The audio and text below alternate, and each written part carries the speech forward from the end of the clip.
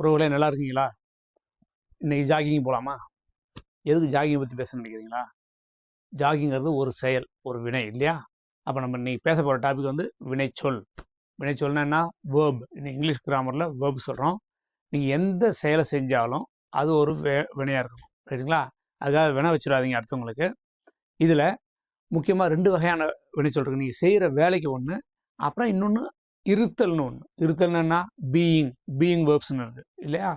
இந்த regular verbs இருக்குல்ல, அதில் வந்து மெயின் வேர்ப்ஸ், அதில் வந்து ரெகுலர் இர்ரெகுலர்னு இருக்குது. நீங்கள் எல்லாத்தையும் டிஸ்கிரிப்ஷனுக்கு பார்க்கலாம். ரெகுலர் இர்ரெகுலர் தான் நிறையா இருக்கும்.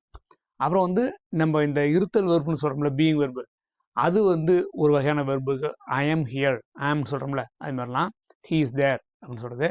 அது இல்லாமல் வந்து இன்னும் சொல்லப்போனால் ஹெல்பிங் வேர்ப்ஸ்னு சொல்லுவோம். ஹெல்பிங் வேர்ப்ஸ்னு என்னென்னா மெயின் வெர்புக்கு முன்னாடி உள்ளதான் ஹெல்பிங் வேர்ப்ஸ்.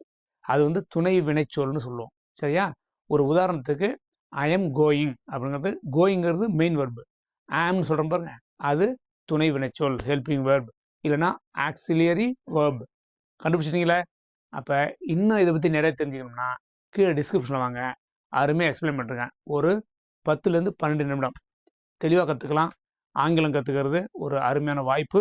பயப்படாதீங்க, சரிங்களா? நான் இருக்கிறேன்ல, துணிச்சலாக வாங்க, சந்திப்போம்.